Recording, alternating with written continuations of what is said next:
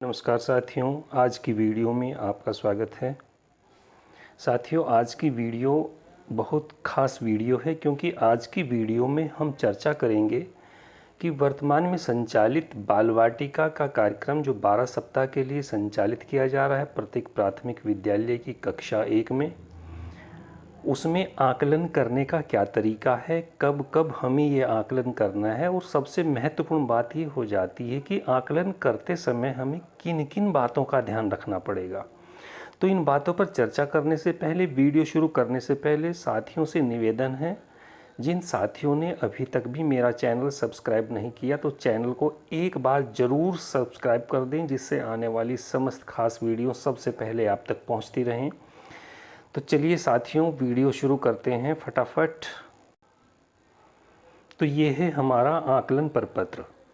ये पीडीएफ में 2 पेज की एक पीडीएफ हमें उपलब्ध हुई है। तो सबसे पहली चीज़ यही है कि हमें इसके उतने सेट हार्ड कॉपी में अपने पास रखने हैं जितने हमारे स्कूल में कक्षा 1 में नामांकन है। मान लीजिए कक्षा 1 में 10 नामांकन है तो 10 सेट आपके पास ये होने चाहिए।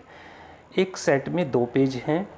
प्रथम पेज पर हमारा आकलन प्रपत्र पर बच्चे की प्रोफाइल है, ये देखेंगे हम, एक एक बिंदु पर चर्चा करेंगे। और दूसरे पेज पर ये आप देखेंगे कि आकलन पहला और दूसरा कैसे कैसे करना है, हमारे संकेतक क्या क्या हैं, किन किन चीज़ों का हम ध्यान रखेंगे। तो चलिए 1 बाय 1 चर्चा करते हैं। सबसे पहले आते हैं हम पहले पेज के ऊपर। पेज पर चर्चा करने से पहले साथियों, सबसे पहले मैं समय सीमा के ऊपर बात करूँगा।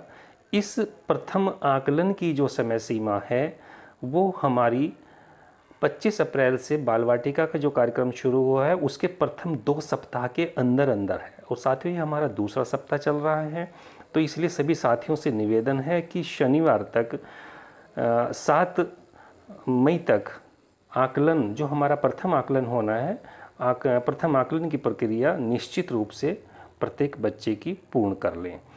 तो पहले पेज पर क्या क्या हमें फिल करना है ये देखिए। जिले का नाम, ब्लॉक का नाम,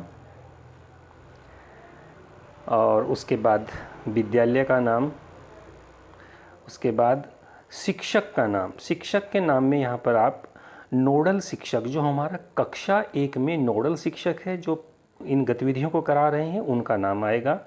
उसके बाद बच्चे का नाम आएगा। उसके बाद फिर अभिभावक का नाम। और यहाँ पर आप देखिए, ये आकलन का पहला दिनांक, जो पहला आकलन होगा उसका दिनांक हमें यहाँ पर डालना है। उसके बाद यहाँ देखेंगे आप, विद्यालय का यूडाइस कोड होगा हमारा। उसके बाद हमें यहाँ पर लिंग में भरना है, बच्चे का हमें ये लड़का है या लड़की है, बॉयज़ गर्ल्स जो भी होगा उसमें टिक लगाने का काम करना है। और साथियों, नीचे यहाँ पर आप देखेंगे, यहाँ पर हमें अभिभावक का फ़ोन नंबर भरना है। और इसके नीचे आप देख रहे हैं कि दूसरे आकलन का दिनांक ये दिया है। यहाँ पर हमें जब दूसरा आकलन करेंगे उसका दिनांक भरना है। इसको इस समय पहले आकलन के समय ये दूसरे आकलन का दिनांक वाला जो कॉलम है ये वाला हमारा अभी खाली रहेगा, केवल हम पहले आकलन की दिनांक डाल देंगे। और साथ ही यहाँ पर आप देखेंगे कि यहाँ पर बच्चे का एक कलर्ड फ़ोटो आप लगाएंगे, एक प्रोफाइल बच्चे की तैयार हो जाएगी।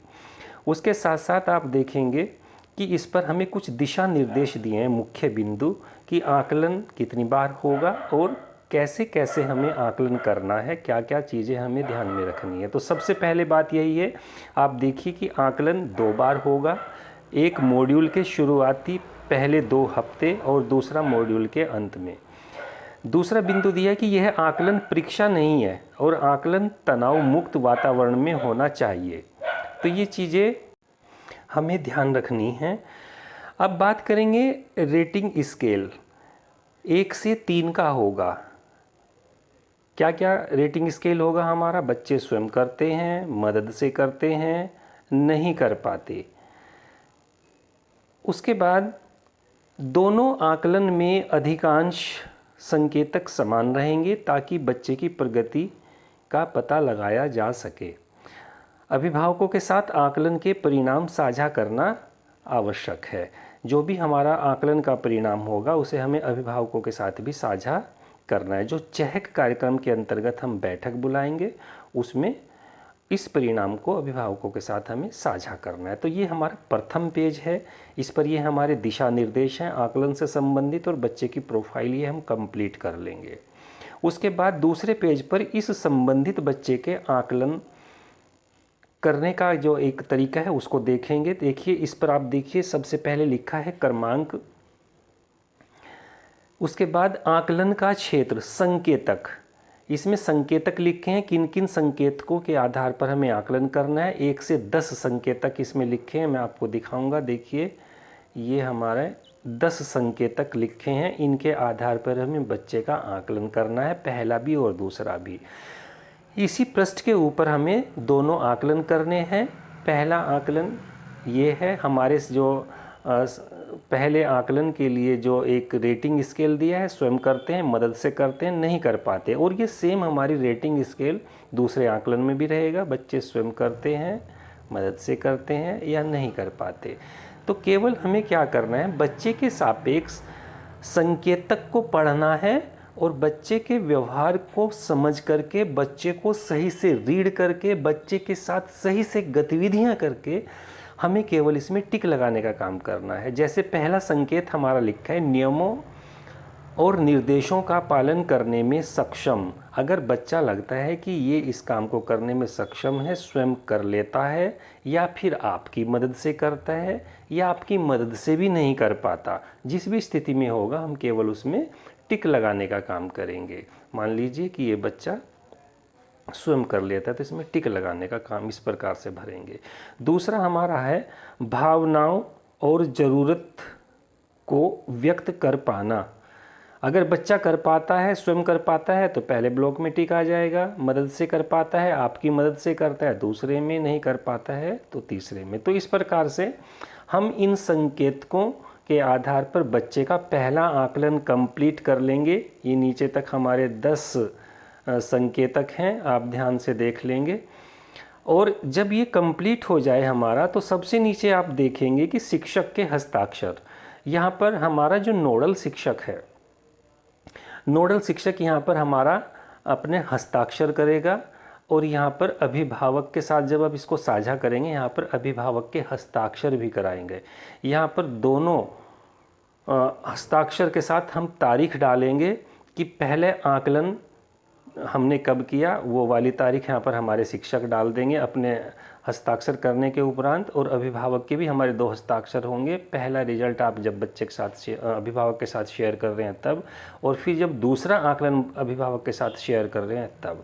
तो साथियों, आकलन करते समय हमें केवल यही ध्यान रखना है कि ये कोई परीक्षा नहीं है, बच्चे को ना लगे कि कोई परीक्षा ली जा रही है। बिल्कुल एक स्वतंत्र माहौल में, एक हंसी खुशी के माहौल में, एक बिना तनाव के माहौल में हमें इस आकलन की प्रक्रिया को संपादित करना है। हमें पुनः ध्यान रखना है कि ये आकलन, जो पहला आकलन है हमारा, निश्चित रूप से हमारा 7 मई से पहले हम ज़रूर संपादित कर लें। आकलन कंप्लीट करने के उपरांत हम समस्त बच्चों के आकलन प्रपत्र एक फाइल में क्रम से लगा करके, उनके ऊपर कक्षा 1 के नामांकन की सूची लगा करके, वो फाइल पूरी की पूरी कंप्लीट हमारी कक्षा 1 के नोडल के पास कक्षा 1 में उपस्थित रहनी चाहिए। हमारे इस कार्यक्रम की मॉनिटरिंग के लिए जो भी हमारे विद्यालयों में हमारे सम्मानित अधिकारी जाएंगे, वो देखेंगे, तो उनको हम सही से दिखा करके अपने कार्य से संतुष्ट कर सकें। तो इसके लिए हमें ये काम करके कंप्लीट रख लेना है। आशा करता हूँ कि आकलन से संबंधित आज की ये वीडियो आपके लिए बहुत हेल्पफुल होगी। और साथियों, अगर पूरे कार्यक्रम को संचालित करने में कुछ समस्या आ रही है तो उससे संबंधित वीडियो का लिंक मैंने इस वीडियो के डिस्क्रिप्शन में भी डाल दिया है। आप वहाँ से भी वो वीडियो देख करके पूरे कार्यक्रम की समझ बना सकते हैं, उसको सही से संचालित कर सकते हैं।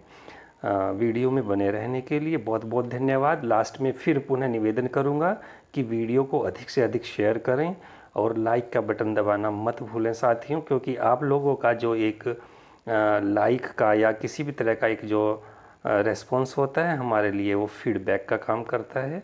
तो पुनः सभी साथियों का बहुत बहुत धन्यवाद।